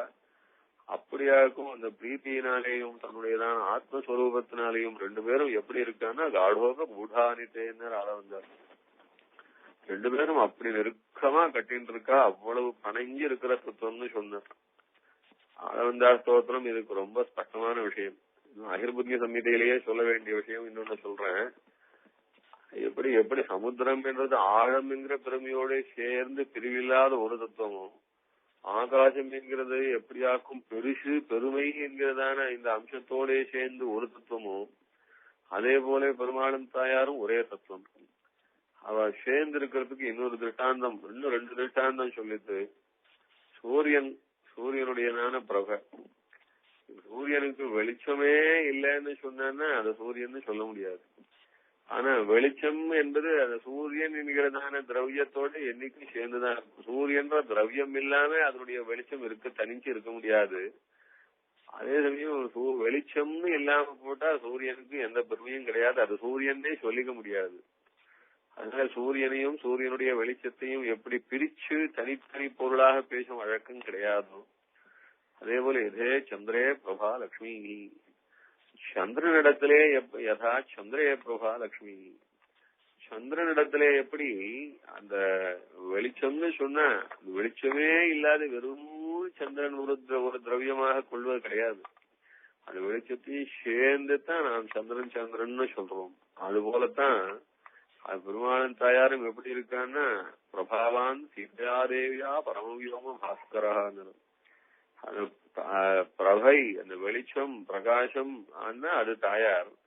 அந்த வெளிச்சம் பிரகாசம் இருக்க அது எந்த பொருளை ஆசிரியிச்சிருக்கு, எத்தோட சேர்ந்து இருக்குன்னா அந்த பிரபைக்கு உரியதான பொருளான சூரியனோட இல்ல சந்திரனோட சேர்ந்திருக்கு. அது போல பெருமாளன் தாயாரும் ஒரு தத்துவம், 2 பேருடையதான அத்தனை விசேஷங்களும் 2 பேரும் சேர்ந்தே நமக்கு அனுபவிக்க வேண்டியதான விஷயம்னு எப்படி அகிர்புத்தி சம்ஹிதை சொல்றது. வியாபகம் அதிசம்சேஷாத் ஏகதத்துவம் விவோதித்தவு அப்படின்னும் காட்டுறது.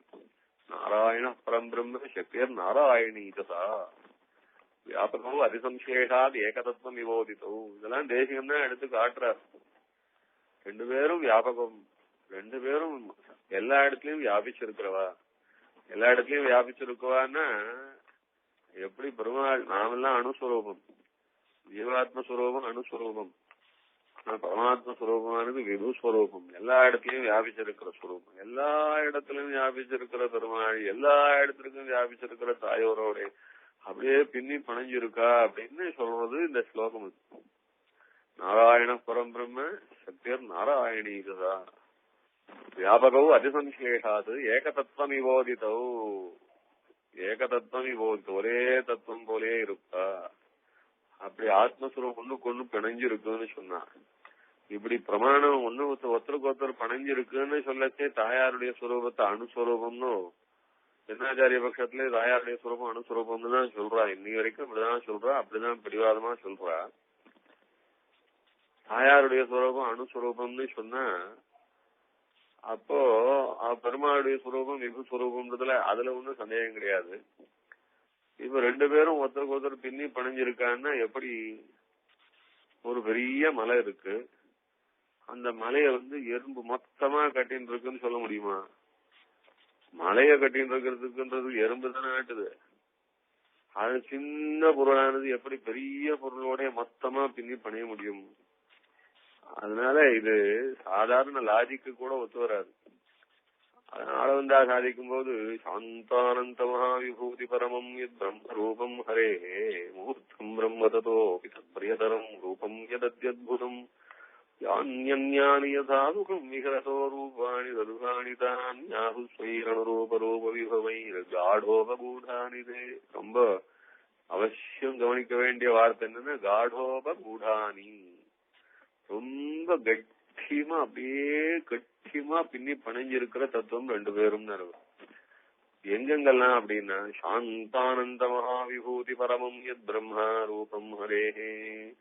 அந்த பரபிரம்மஸ்வரூபம்னு சொல்றோல, அந்த பரபிரம்மஸ்வரூபம் பெருமாள்னு சொன்னா அந்த பெருமாளுதான பரபிரம்மஸ்வரூபத்தை அப்படியே கட்டியா கட்டி பிடிச்சுட்டு மொத்தமா கட்டி பிடிச்சுட்டு இருக்குன்னா பெரிய பரமாத்ம ஸ்வரூபத்தை மொத்தமா கட்டி பிடிக்கிறதுக்கு சின்ன அணுஸ்வரூபத்தினாலேயா முடியும்? ரெண்டு பேரும் அப்படி பரஸ்பரம் அப்படியே ஆத்மஸ்வரூபம் பரமாத்மஸ்வரூபமாய் சர்வத்தனும் வியாபிச்சிருப்பதாய் அப்படி கட்டி பிடிச்சிருந்தா தானே அது அணிஞ்சா போலே ஆகுது. அது மாத்திரம் இல்லம்மா, இன்னும் பெருமாள் எத்தனையும் அவதாரங்கள்லாம் எடுத்துக்கிறார். இந்த மாதிரி அவதாரங்கள்லாம் எடுக்கச்சு அந்தந்த அவதாரத்துக்கு தகுந்த மாதிரி பெருமாளை பின்னி பணிஞ்சுக்கிறதுக்கு தகுந்தா போல பெருமாள் ஆண்மையிலே வியாபிச்சிருந்தாருன்னா அந்த ஆண்மைக்கு அனுபவமானது எதுன்னா பெண்மைதான் என்பதனாலே பிராட்டியே நீயும் அந்த பெண்மையெல்லாம் தன்னிடத்திலே எடுத்துக்கொண்டு பெருமாளோட அந்த பெருமாள் புருஷனாய் வந்தவர் திரிச்சால் தாயாரும் பெண்ணாய் கூட இருந்து அந்த பெருமாளுக்கு எல்லா விதத்தினாலும் ரொம்ப பின்னி பணியக்கூடிய தத்துவமாக தாயாரும் அவதரிக்கிறாள். அந்த மாதிரி அவதாரம் தான் ஸ்ரீவைகுண்டத்திலே பரமபதநாதன் சொன்னா பக்கத்திலே மகாலட்சுமி தாயார். அதே போலத்தான் இன்னும் யுகம் விபவங்கள் அர்ச்சாவதாரங்கள் ஹிருதயத்திலே இருக்கக்கூடிய எல்லா அவதாரங்களிலேயும் பெருமாளோட பின்னி பணியக்கூடிய தத்துவமாக அவதரிக்கிறாள்.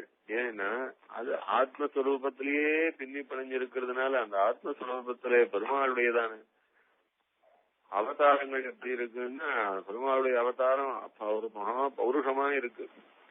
அந்த பௌருஷமானதான அவதாரத்துக்கு ஒரு உகப்பைக்க வேணும்னு சொன்னான்னா அந்த பௌருஷத்துக்கு தகுந்தா போல பெண்மையோட அந்த பெருமாளை ஆலிங்கனம் பண்ணிட்டாதான் பெருமாளுக்கு உகப்பா இருக்கும், அந்த பெண்மைக்கும் உகப்பா இருக்கும்ன்றதுனால அப்படி பரஸ்பரம் பிரீத்திக்காக பெருமாளும் தாயாருமாய் இப்படி புருஷனாகவும் ஸ்ரீயாகவும் அவதாரம் பண்ணி நமக்கெல்லாம் திவ்ய தம்பதிகளாக சேவை சாதிக்கிறா. இந்த திவ்ய தம்பதிகள் ஆத்மஸ்வரூபத்திலும் ஒரு நெருக்கமாக அனன்யாதீன கல்யாணம் அந்நியமங்கல காரணம் ஜெகன்விதானம் அத்வந்தம் தொந்தம் வந்தாமகேமாக பட்டம். அதனால ரெண்டு பேரும் எப்படி இருக்கான்னா அவாவாளுடைய பெருமை இன்னொருத்தரால வந்ததுன்னு சொல்ல முடியாது. அந்த மாதிரியான பெருமையோட இருக்கச்சே ரெண்டு பேரும் துவந்தம்னு ரெட்டன்னு சொன்னது. ரெட்டன்னு ரெண்டு ஆத்மஸ்வரூபமும் சேர்ந்து ஒரே தத்துவம் போலே தோணும்படியானதான ரெட்ட ஜெகன்விதானம் அத்வந்துவம் துவந்துவம் அத்வந்துவம் துவந்துவம். இந்த வார்த்தையை நான் ரவுண்ட் பண்ணி கவனிக்கணும்.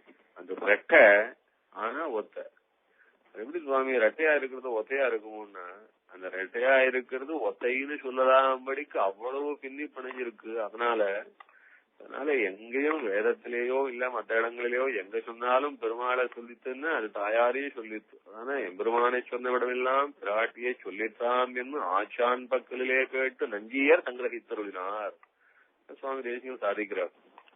எம்பெருமானை சொன்ன விடம் இது எம்பெருமானார் அருளி செய்த வார்த்தை. உடையவர் என்ன சாதிச்சார்?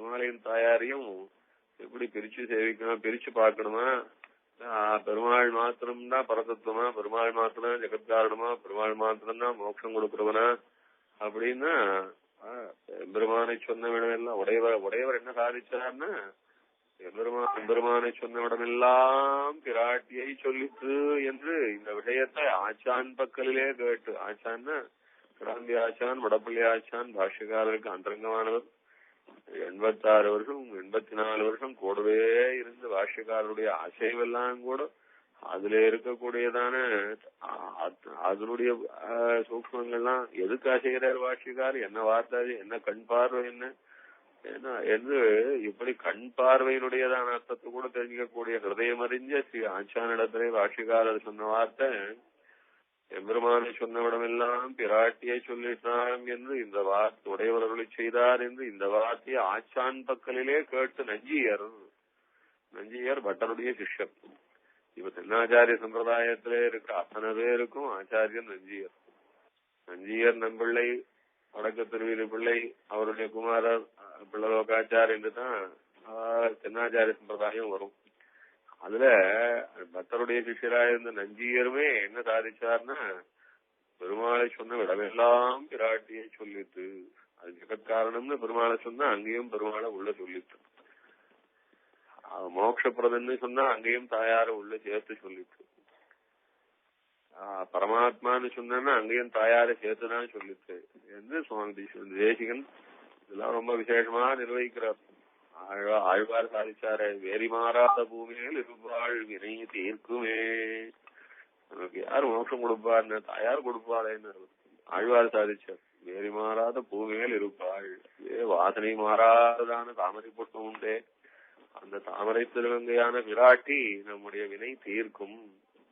நம்முடைய வினை தீர்ப்பது என்பது நம்முடைய சம்சாரத்திலே நம்ம செய்த அத்தனை பாபத்தையும் மன்னிச்சு மோட்சத்தை கொடுக்கறதுக்கு தான் வினை தீர்ப்பதுன்னு பேரு. அத தாயார் செய்வாள் ஆழ்வார் சாதிச்சார். அதேதான் நம்ம சம்பிரதாயம், நம்ம ஆழ்வார் சம்பிரதாயம் தானே நம்ம சம்பிரதாயம். அதனாலே மோட்சம் கொடுப்பது என்றால் தாயாரும் பெருமாளும் சேர்ந்து கொடுக்கறது தானே ஒழிய பெருமாள் மாத்திரம் கொடுப்பது ஆகாது. அது பெருமாள் மாத்திரம் கொடுப்பது என்பதே கிடையாது. இத புரிஞ்சுக்காம நாம சரணாகதி பண்ணோம்னா நம்ம பண்ற சரணாகதி தப்பாயிடும். அதனால தப்பான சரணாகதியை பண்ணக்கூடாது. அதுக்காக தாயார் பெருமையை நன்னா தெரிஞ்சுக்கணும். இதனாலதான் தேசியம்னா அது ஸ்தோத்திரம் ஆரம்பிக்கச்சே மானாதீத பிரதித விபவாம், மான அதீத பிரதித விபவாம். அம்மா பிரமாணங்கள்லாம் உன்னுடையதான பெருமையை இன்னதுன்னு சொல்லி வரையெடுக்க முடியாதேம்மா, வரையறுக்க முடியாதான அப்பேற்பட்ட பெருமையை உடையவளே என்று சொல்லி ஆரம்பிக்கிறார். ஒருத்தரை பத்தி 4 விஷயம் சொல்ல ஆரம்பிக்கணும்னா அவளுடைய முதல் பெருமையை சொல்லுவா பாருங்க, முதல் வார்த்தை அதுதான் ரொம்ப விசேஷம். அது ஒருத்தரை பத்தி சொன்னா ரொம்ப நல்லவர் அப்படின்வா, அப்புறம் நல்லவர்னா அப்புறம் என்னென்ன மாதிரி நல்ல காரியங்கள்லாம் பண்றாரு அப்படின்னு அப்புறம் தான் சொல்லுவா. அதுபோல தாயாரை பத்தி சொல்லணும்னா மானாதீத பிரதிடவிகுவாம், எந்த பிரமாணங்களுக்கும் அகப்படாததான அப்பேற்பட்ட பிரமாணங்கள்லாம் வரையறுத்து காட்ட முடியாததான மகாபிரபாவமாக்கும் தாயாருக்கு என்று சொல்லி தாயாரை பத்தி ஸ்ரீஸ்துதியிலே சாதிக்கிறார். இந்த ஸ்ரீஸ்துதி ஒண்ணுமே போரும். தாயாரை பத்தி தேசிகன் என்னென்னலாம் திருவள்ளப்பட்டு எத்தனை வாத கிரந்தங்களாக அது பூர்வபக்ஷ சித்தாந்தங்கள்லாம் எடுத்து சாதிக்கிறார் அப்படின்னு தேசிகன் வரிசையா எடுத்து சாதிக்கிறார். வேதம் என்ன சொல்லிட்டு, மகரிஷிகள் என்ன சொன்னா, நம்ம ஆழ்வார்கள் என்ன சொன்னா, ஆச்சாரியால் என்ன சொன்னா, அந்த ஆச்சாரியாலையும் கூட ஆளவந்தார் என்ன சாதிச்சார், ஆளவந்தார் சாதிச்சது உண்டு, பாஷ்யகார் சாதிச்சது உண்டு. இன்னும் பாஷ்யகாருக்கு பிறகு தென்னாச்சாரிய சம்பிரதாயத்திலே தங்களுடைய ஆச்சாரிய கோஷ்டியிலேயே அவ கொள்ளும்படியான பட்டர் என்ன சாதிச்சார், நஞ்சியர் என்ன சாதிச்சார், அதே போல கூரத்தாழ்வான் பட்டருடைய திருத்தகப்பனார் அவர் என்ன சாதிச்சார், இப்படி எல்லா பிரிவாலும் ஒரே விதமான தாயாரிடத்திலே ஈடுபட்டு மெய் செழித்து போய் இப்ப பெருமாளும் தாயாரும் ஒரு தத்துவமாய் ஒருத்தருக்கு ஒருத்தர் அவ்வளவு பிரியமாய் 2 பேரும் சமப்பிரதானமாய் நமக்கு அந்த உபாயம் என்று சொல்லும் போது 2 பேரும் தான் சேர்ந்து உபாயம், நமக்கு ஜெகத் சிருஷ்டி பண்ணும் போது 2 பேரும் சேர்ந்து ஜெகத் சிருஷ்டி பண்றா.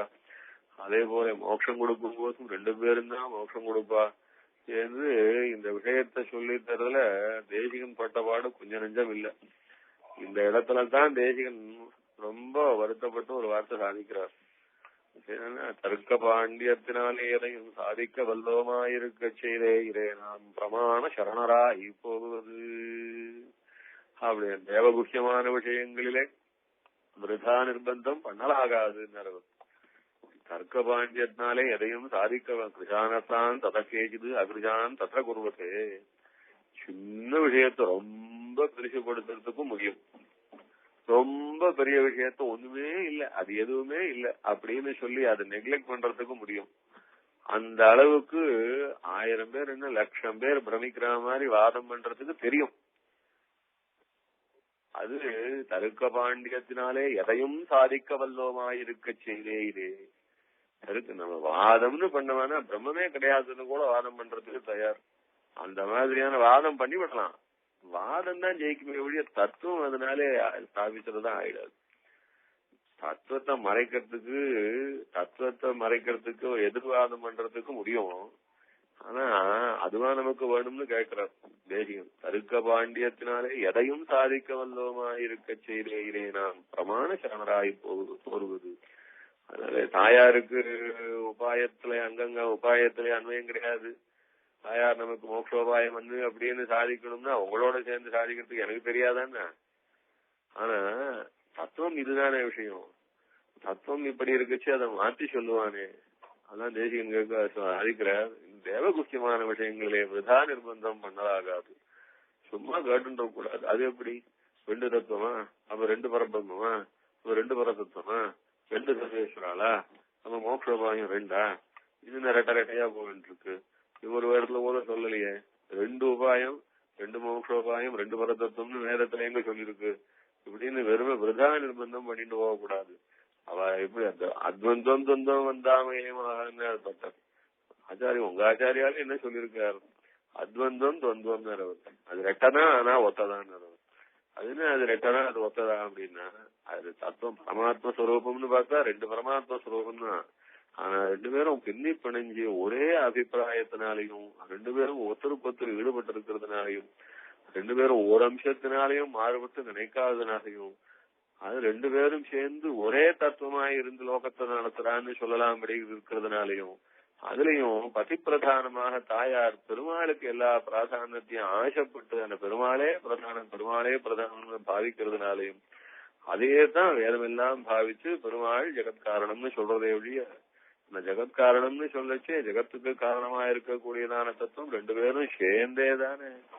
இதைத்தானே ஆளவந்தார் கூட சாதிச்சாரு. எப்படின்னா பிரம்மரூபம் ஹரேர் மூர்த்தம் பிரம்மதோபிதம் பிரியதம். ஏன்னா பிரம்மரூபமா இருக்கட்டும் பிரம்மஸ்வரூபமா இருக்கட்டும் இல்ல அவதார ஸ்வரூபங்களா இருக்கட்டும் எல்லாமே காடோப கூடானிது எல்லாம் ஒன்னா பின்னி பணிஞ்சிருக்குன்னு சொன்னா யுவாந்து விஸ்வசிய ஜெகதா பிரபு விஸ்வசிய ஜெகத காரணம் பரம். ரொம்ப அழகா சொன்னார் சுகபிரம்மனுடைய பாகவத்தை சொல்லிச்சே யுவாந்து விஸ்வசிய பிரபு ஜெகத காரணம் பரம். நீங்க 2 பேர் தான் இந்த ஜெகத்காரணம், 2 பேரும் சேர்ந்த ஜெகத்காரணம்னு அழகா ஒரு வார்த்தை போட்டார். அந்த சுகபிரம்ம ரிஷியினுடையதான் ஸ்ரீமத் பாகவதத்துல எத்தனையோ விசிட்டாத்வைத சித்தாந்தத்துல நிர்ணாயகமான வார்த்தைகள்லாம் உண்டு. அதனாலே தேசியன் ஸ்ரீமத் பாகவதத்திலிருந்து நிறைய கொட்டேஷன்ஸ் எடுக்கிற வழக்கம். அதுக்கு முன்னாடி பூர்வாச்சாரியால் அவ்வளவா எடுக்கல. ஆனா இருந்தாலும் தேசிகன் ஸ்ரீமத் பாகவதத்திலே இருக்கிறதான இந்த விஷயங்களை ரொம்ப பாராட்டி என்னவா சாதிச்சிருக்காரு சுகபிரம்ம ரிஷி என்று எடுக்கிற வழக்கம், நிறைய கொட்டேஷன் எடுக்கிற வழக்கம் உண்டு. யுவாந்து விஸ்வசிய பிரபு ஜெகத காரணம் பரம். ஜெகத்காரணம் பரம் ஜெகதக்காரணம் பரம். ஜெகத்துக்கு யாரு காரணம்னா யுவாம் தூ 2 பேரும் சேர்ந்துன்னா இது பும்சவன விரதம்னு வரும் ஸ்ரீமத் பாகவதத்துல. மார்கசீர்ஷ விரதம்னு சொல்லுவா. அந்த மார்கசீர்ஷ விரதத்திலே பும்சவன என்கிறதா இந்த அனுஷ்டானத்தை பத்தி சொல்லச்சு ஸ்ரீனிவாச பரபிரம்மத்தை தியானம் பண்றதுக்காக திதி என்கிறவளுக்கு கஷ்யபர் உபதேசம் பண்ற இடம் இது. அந்த இடத்துல சொல்லிச்சு யுவாந்து விஸ்வசிய பிரபு ஜெகத காரணம் பரம். இந்த வார்த்தை ரொம்ப அண்டர்லைன் பண்ண வேண்டி வாசிக்க வேண்டிய வார்த்தை. 2 பேரும் பிரபு. யுவாந்து விஸ்வசிய விபூ ஜெகத காரணம் பரம். அந்த வார்த்தை விபூ ஜெகத காரணம் பரம். 2 பேரும் ஜெகத்தை பூரா வியாபிச்சிருக்கிறவா, 2 பேரும் ஜெகத்காரணம் என்று அது சந்தேகமே இல்லாம சாதிக்கிறார். அதனால ரிஷிகளுடைய சித்தாந்தம் அப்படித்தான், ஆழ்வார்களுடைய சித்தாந்தம் அப்படித்தான், ஆச்சாரியாருடைய சித்தாந்தம் அப்படித்தான். அது சொன்னார். பட்டர் சாதிக்கச்சே சொன்னார், ஸ்வரூபம் சுவாதந்திரியம் பகவதயிதம் சந்திரவதனே ஸ்வதாஸ்லேஷ உத்கர்ஷாத்பவதி கலு நிஷ்கர்ஷசமயே. நிஷ்கர்ஷசமயே நிஷ்கர்ஷசமயே அவன் நிர்ணயிச்சு பார்க்கச்சு பெருமாளுக்கு அந்த பரதத்துவம் என்கிறதான ஸ்தானமே அது நீ பெருமாள் ஆசைப்பட்டு கட்டி பிடிச்சிட்டு இருக்கிறதுனால தானவா என்று நிஷ்கர்ஷ சமயேன ஸ்வரூபம் சுவாதந்திரியம் பகவதயிதம் சந்திரவதனே ஸ்வதாஸ்லேஷ உத்கர்ஷாத்பவதி கலு நிஷ்கர்ஷ சமயே. அதனால இதெல்லாம் போக ரொம்ப சுவாரஸ்யமா புரியறா போல இந்த விஷயங்கள் எல்லாம் எப்படி சாஸ்திரம் சொல்லித்துன்னு சொன்னா மனசுல படாது. அதனால ரெண்டு பேரும் சேர்ந்து ஒரே தத்துவம் போல இருக்கிறவா, ரெண்டு பேரும் பரமாத்ம சுரூபமா இருக்கிறவா, ரெண்டு பேரும் மோட்சத்துக்கு உபாயமா இருக்கிறவா சேர்ந்து இந்த மாதிரி எத்தனையோ பிரமாணங்கள் இருந்தாலும் அதெல்லாம் அது மனசுல படாது. ஆனா அது கதையா சொன்னா புரியும். அதுக்காகத்தான் இதிகாத புராணங்கள். அதுல தாயாரை பத்தி யார் ரொம்ப அழகா எடுத்து சொல்றான்னா சூர்பனகை சொல்றான். சூர்பனக ராமன் கரதோஷனாதி சம்மானம் எல்லாம் பண்ணார். அதுக்கு முன்னாடி லட்சுமணன் தான் மூக்காடுத்து விட்டார் சூர்பனகைய. ஆச்சு, சூர்பன மூக்கெல்லாம் போச்சு, கரதோஷ நாள் போயாச்சு. போனதுக்கு அப்புறம் நேர போய் முதல்ல அகம்பனன்னு ஒருத்த ராவணன் கிட்ட சொல்றான், இது தெரியுமா ஜனஸ்தானத்துல மொத்தம் போச்சு பிரபு, 14,000 ராட்சசால் ஒரே முகூர்த்தம். ராமன் ஒருத்தன் அம்பு எடுத்தான் அடிச்சான், அவன் அம்பு எடுத்து அடிக்கிறதே தெரியல, மழையா கொட்டிட்டு அம்பு மழையா கொட்டிட்டு மொத்தம் போச்சு. அவனை பார்த்தா சாமான்யமா தெரியல, ஜகத்தை சம்ஹாரம் பண்ணி திருப்பி சிருஷ்டி பண்ணுவான் போல இருக்கு, அப்படியாக்கும் இருக்கான அப்படின்னு சொல்லி அவன் ஜெகத்காரணம் போல இருக்கான்னு சொன்னான் அகம்பனன். ரொம்ப சுவாரஸ்யமா கவனிக்க வேண்டிய விஷயம். ஒரு ராட்சசன் அது அகம்பனன் அந்த யுத்தத்துல இருந்து குடலையை சுத்தின்னு தப்பி ஓடி போனான்னு சொல்லுவா. அப்பேற்பட்டவன் அவன் ராவணனிடத்துல போய் அவன் ஜெகத்காரணம் போல இருக்கான்னு சொன்னான். அப்பேற்பட்டவனுக்கு பத்னி வச்சிருக்கா, அந்த பத்னியை தூக்கின்னு வந்தாதான் அவன் பிராணம் போகும், அவ ரெண்டு பேரும் அவ்வளவு பிரீத்தி வச்சிருக்கா அப்படின்னு சொல்றான். உடனே ராவணனுக்கு ரொம்ப ஆகா, நைவதேவிய கந்தர்விய யக்ஷிய நஜகிந்த இந்த மாதிரி ஒரு அழகி பார்த்ததே இல்லைன்னு சொன்னா. ராவணன் கிளம்பி வந்தான், மாரீச்சன் இடத்துல வந்தான். மாரீச்சன் சொன்னா, ஏன்பா ஜனஸ்தானம் ஒண்ணு போச்சு, போனது போறாதா, உனக்கு இன்னும் லங்கையும் சேர்ந்து போகணுமா, லங்கையில இருக்கிற உன் குடும்பம் மொத்தம் போகணுமா, எல்லாம் குழந்தை குட்டி பிள்ளைகளோட சௌக்கியமா புண்டாட்டியோ போ இருப்போ அப்படின்னு சொல்லி அவன் அனுப்பிச்சு விட்டான் மாரீச்சன். சரிதான், நியாயம் தான், மாரீச்சனுக்கு தெரியாது இல்ல மாமா எல்லாம் நம்மளோட நிறைய பாத்துருக்கார், அதனால அவர் சரியாத்தான் சொல்லுவார். எதுக்கு ராமனுடைய சண்டையை போட்டு போனது ஜனஸ்தானம் ஒண்ணு போனா போறோம், லங்கை போய்ச்சா போறோம்னு திரும்பி போயிட்டான். அவன் திரும்பி போனா அடுத்து இந்த சூர்பனக போனாங்க. சபையில போய் இன்னும் நீ பெரிய ராஜ்யம் பண்ற, பெரிய ராட்சசேஸ்வரன் சொல்லிக்கிற, ஒரு ஜனஸ்தானம் மொத்தம் நிர்மூலமா போச்சுன்னாவது தெரிஞ்சுண்டியா அப்படின்னா. அவன் தெரிஞ்சின மாதிரியே காட்டிக்கல. ஏன்னா அது ஒரு ராஜதந்திரம், எதுக்கு அவமானத்தை தெரிஞ்சின மாதிரியே காட்டிக்கணும்னு, அதனால தெரிஞ்சினா மாதிரியே காட்டிக்கல. அதுக்கு மேல இவன் சொல்ல ஆரம்பிச்சா, போச்சு மொத்தம் ஜனஸ்தானம் கரதோஷணத்துல எல்லாரும் போயாச்சு, 14,000 ராட்சதால் ஒரே முகூர்த்தத்துல மொத்தம் அப்படியே க்ளோஸ். அப்ப அந்த ராமனை பழி வாங்க வேண்டாமா, இவ்வளவு ராட்சதால சம்ஹாரம் பண்ணி மூக்காரத்தையும் அவனை சும்மா விடலாமா நீன்னா. இவனும் ஆமாமா சும்மா விடக்கூடாதுங்கிறான்.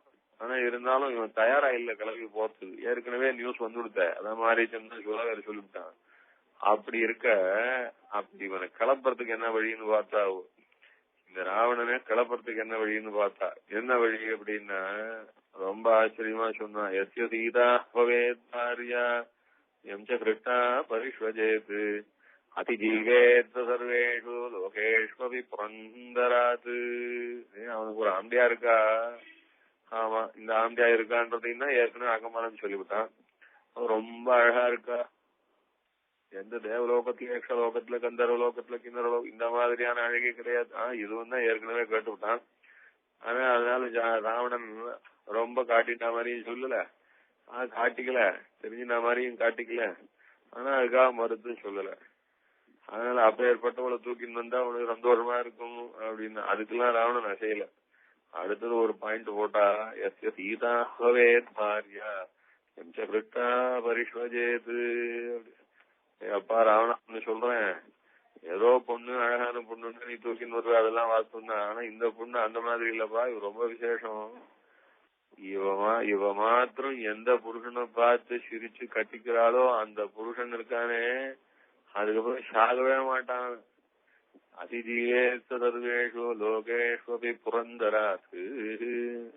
இந்திரன் கூட செத்து போடுவான்.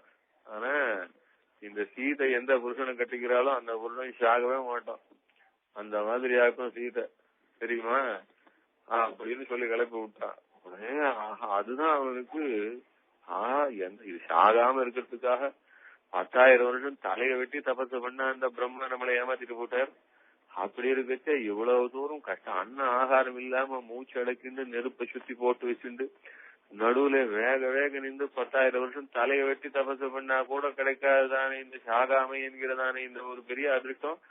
ஒரு பொண்ணு சந்தோஷமா கட்டிட்டா கிடைக்கும்னு சொன்னா இதை விட என்ன உபாயம் நமக்கு இருக்கு என்று அப்படியே தன்னை மீறி போய் மெய் சிலித்து போய் இந்த க்ஷணமே அவளை தூக்கின்னு வந்தாதான் ஆச்சுன்னு சொல்லி அதுக்கப்புறம் தான் அவன் கிளம்பி வரான்.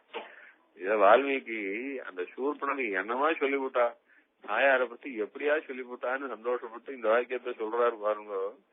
என்னன்னா அந்த தாயாருடையதான சம்பந்தம், தாயாருடையதான ஆலிங்கனம், அந்த தாயார் அப்படியே கட்டியா கட்டி அணைச்சிண்டு பின்னே பணைஞ்சிருக்குங்கிறது அந்த பெருமாளுக்கு அவ்வளவு ஒரு பெரிய தனி லாபம் போல இருக்கும். அப்படியாக்கும் தாயார் வசதி.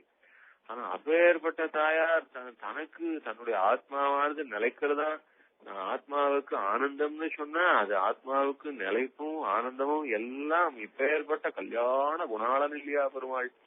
இப்பேற்பட்ட குணாளன் நம்ம ஆசைப்படுறதுனாலதான் அப்படி அவர் ஆசைப்படும்படியா தானும் எப்பவும் இருக்கணும்னு எப்படி பெருமாள் தாயாருடைய ஆசைய தான் ஆசைப்பட்டு தாயார் பெருமாளுடையதான ஆசையா ஆசைப்பட்டு அப்படி ரெண்டு பேரும் ஒருத்தருக்கு ஒருத்தர் வெறும் அந்தே ஒரே தத்துவமா இருக்கிறதுனால்தான் நம்ம சம்பிரதாயத்துல பெருமாளை சொல்லச்சு திருமால்னு சொல்றோம்.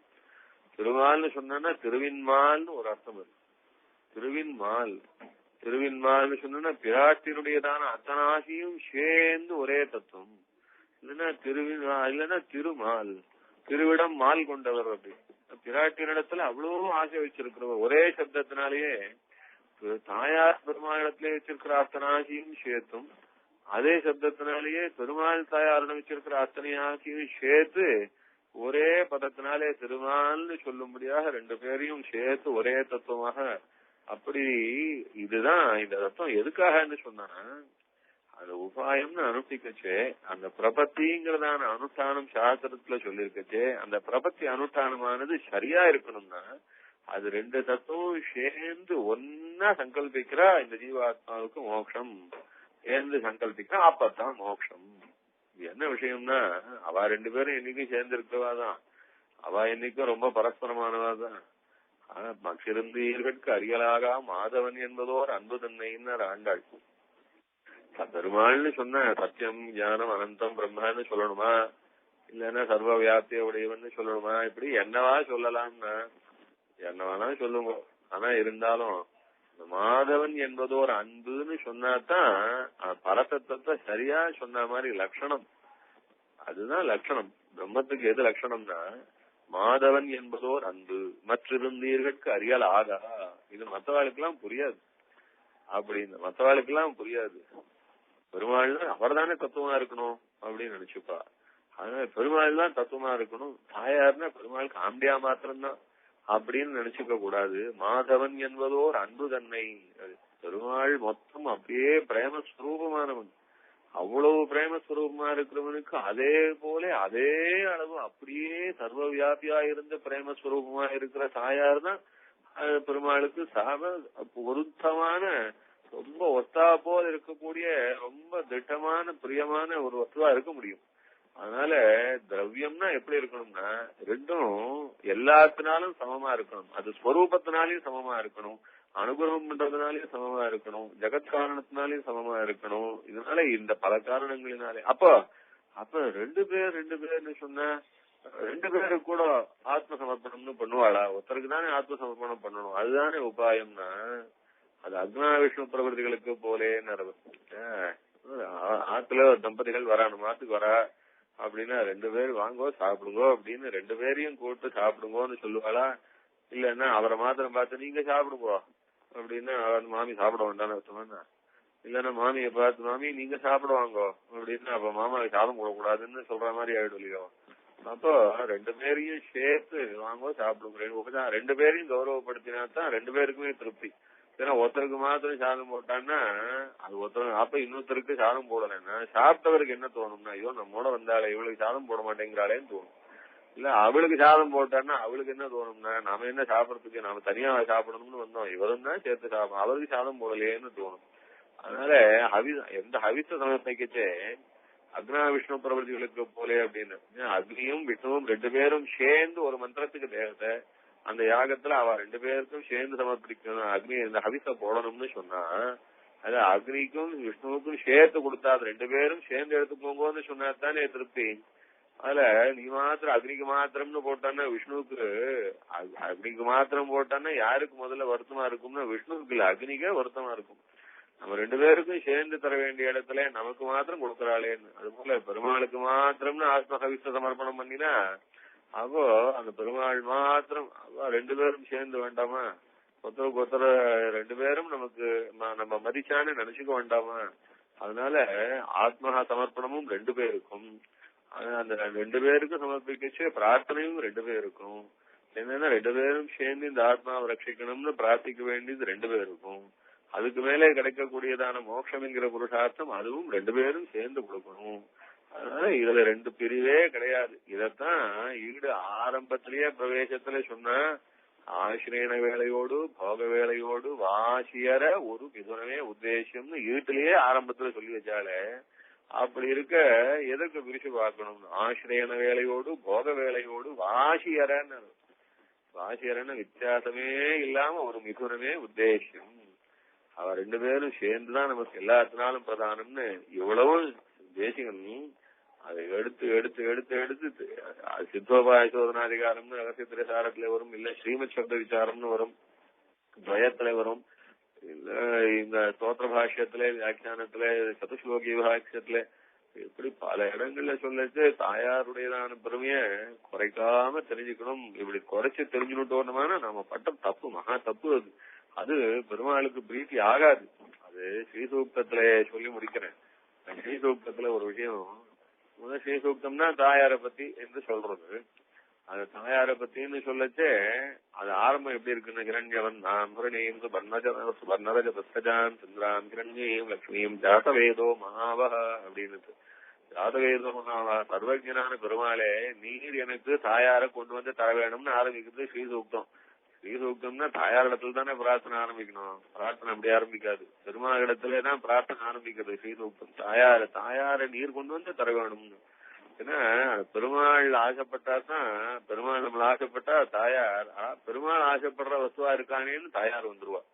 அதே போல பின்னாடி ஒரு மந்திரம் வரும், உபை துமான் தேவ சக கீர்த்தி சமணிநாதா பிராதுர்பூதோஸ்மி ராட்ரேஸ்மின் கீர்த்தி மிருத்திந்து தாதுவே அப்படின்னு.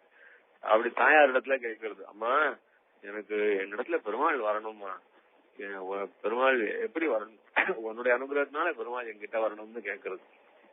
ஆக பெருமாள் இடத்துல கேட்கச்சு உன்னுடைய அனுகிரக பிரசாதத்தினாலே தாயார் எனக்கு அனுகிரகம் பண்ணணும்னு கேட்கறது. தாயார் இடத்துல கேட்கச்சு அம்மா உன்னுடைய அனுகிரகத்தினாலே பெருமாள் எனக்கு அனுகிரகம் பண்ணணும்னு கேட்கறது. ஏன்னா அப்படி அவ ரெண்டு பேரும் இவாளை சந்தோஷப்படுத்தினா அவ அனுகிரகம் தானே வந்துடும், தாயார சந்தோஷப்படுத்தினா பெருமாள் அனுகிரகம் தானே வந்துடும். அந்த மாதிரியாக்கும் ரெண்டு பேரும் பரஸ்பரம் ஒருத்தர் சந்தோஷப்படுத்தினா இன்னொருத்தர் சந்தோஷப்பட்டு அனுகிரகம் பண்ண முடியாத தத்துவம் இது. ஒருத்தர் சந்தோஷப்படுத்தினா அவரே சந்தோஷப்பட்டு அனுகிரகம் பண்றாருன்னு பிரிச்சு பார்க்கக்கூடிய தத்துவம் அன்னு என்று ஸ்ரீசூக்தம் முதல் வேதம் முதல் இப்படித்தான் இருக்கு. இது எல்லாமே சுவாமி தேசிகன் நமக்கு சொல்லி கத்துக் கொடுத்த விஷயம்தான். அதனால தாயாரும் தேசிகனும்னு பார்த்தா அது தாயாரிடத்துல இருக்கிற அத்தனை பெருமையும் அத்தனை பிரீதியையும் சுவாமி தேசிகனுடைய திருவாக்குனாலே அனுபவிச்சாதான் நம்ம தாயாரை சரியா அனுபவிக்கிறோம்னு ஆகும். அந்த மாதிரி சரியா அனுபவிச்சு நாம சரணாகதி பண்ணினாத்தான் சரியா சரணாகதி பண்றோம்னு ஆகும். அந்த சரியான சரணாகதிக்குத்தான் நமக்கு பெருமாள் மோட்சம் பெருமாள் தாயார் ரெண்டு பேரும் மோட்சம் கொடுப்பாள் என்று ஆகும். அதனாலதான் தேசிகன் ரொம்ப பாடுபடுறாரு. தாயாருடைய பெருமையை குறைச்சு தெரிஞ்சுக்க கூடாதுன்றது ஒரு முக்கியம். அதை விட முக்கியமானது என்ன, நாம அனுஷ்டிக்கிற பிரபத்திங்கிற பிரம்ம வித்தையிலே தாயார் குறைச்சு எடை போட்டு நாம சரணாகதி பண்ணிட்டோம்னா தப்பா போயிடும்ன்றதுனால முக்கியமா தெரிஞ்சுக்க வேண்டியது. இந்த திருவுள்ளத்தினாலே தேசிகன் நிறைய சாதிக்கிறார். தாயாருடைய அனுகிரகம் நிறைய தேசிகனுக்கு. கோட்டி கன்னிகாதானம் தாத்தாச்சார்னு உண்டுன்னு சொல்லுவா தாத்தாச்சார் வம்சத்துல. அது ஏன் கோட்டி கன்னிகாதானம் தாத்தாச்சார் அப்படின்னு சொன்னா நிறைய பெண்களுக்கு கல்யாணம் பண்ணி வைப்பாராம். எப்படின்னா அவர்கிட்ட போய் சொல்லிட்டா போறோம், பொண்ணுக்கு கல்யாணம் பண்ணணும், என்னால முடியுது சுவாமி, தேவர் சகாயம் திரவிய சகாயம் பண்ணணும், நடத்தி கொடுக்கணும்னு கேட்டா அவர் ஒரு பாத்திரம், அந்த பாத்திரத்துக்குள்ள அவருடைய ஆராதனை மூர்த்தி தாயார் ஆராதனை பண்ணுவார், லட்சுமி பிம்பம். அந்த லட்சுமி பிம்பத்தை அந்த பாத்திரத்துக்குள்ள வச்சுட்டு அப்படி கண்ணை மூடின்னு தியானிச்சு தாயார பிரார்த்திச்சான்னா அந்த லட்சுமி பிம்பம் அந்த பாத்திரத்துக்குள்ள வச்சிருப்பாரு பாருங்க. அந்த பாத்திரம் பூரா ஸ்வர்ணமாவே ரொம்பிடுமா. அப்புறம் அந்த ஸ்வர்ணத்தை எடுத்து தானம் பண்ணி கல்யாணத்துக்கு கொடுத்துருவாங்க, எடுத்துக்கோங்கன்னு சொல்லி. அதனால இது மாதிரி அவர் நிறைய பேருக்கு ஸ்வர்ணமாவே கொடுத்து கல்யாணம் பண்ணி வச்சிருந்ததுனால அதனால கோட்டி கன்னிகாதானம் லட்சுமி குமார தாத்தாச்சாரியர் என்று அந்த காலத்துல பெரிய மகான்கள் இருந்தார். அந்த மாதிரி அந்த தாயாருடைய அனுகிரகத்தினாலே எத்தனையோ விஷயங்களை சாதிக்கலாம். அந்த மாதிரி சாதிக்க முடியும்ன்றத பெரியவாள் நிறைய பேர் கனகதாராத்திரமும் இப்படி எல்லாம் சாதிச்சிருக்கா. அது தேசிகனும் அது ஒரு பிரம்மச்சாரிக்காக ஐஸ்வர்யமாக மழையா கொட்டி வச்சாருன்னு அது சம்பிரதாயம் எல்லாருக்கும் தெரிஞ்ச கதை தான் அது. அதுக்காக தேசிகன் அந்த யோகாரம்ப துவரித மனசோ யுஷ்மதைகாந்தியுக்தம் தர்மம் பிராப்தம் பிரதமமிகையே தாரயும் வேதனாயாம் தேடாம் பூமேர் தனபதி கிரகாடம்பராடம்புதேர்வாதாரா திவ்யாந்தியதிகமதிகம் வாஞ்சிதானாம் வசூனாம் என்கிற ஸ்லோகத்துல அனுசந்தானம் இந்த ஸ்லோகத்தை அனுசந்தானம் பண்ணிட்டே இருக்குச்சு. ஐஸ்வர்யமா அப்படியே கொட்டிட்டு அதெல்லாம் அப்படியே தனக்குன்னு ஒரு காசு கூட எடுத்துக்காம எல்லாத்தையும் இந்த பிரம்மச்சாரிக்கு கொடுத்தார் என்பதாக தேசிகனுடைய சரித்திரத்திலே ரொம்ப பிரசித்தம் இருக்கு. தேவபெருமாள் சந்ததியிலே பிறந்த எழுத்தாயார் அனுகிரகம் பண்ணினான்னு சொல்லுவா. அந்த மாதிரியாக இப்படி தாயாரும் தேசிகனும் என்று இந்த சப்ஜெக்ட் அது வேதாந்த விஷயமா பார்த்தாலும் நிறைய இருக்கு.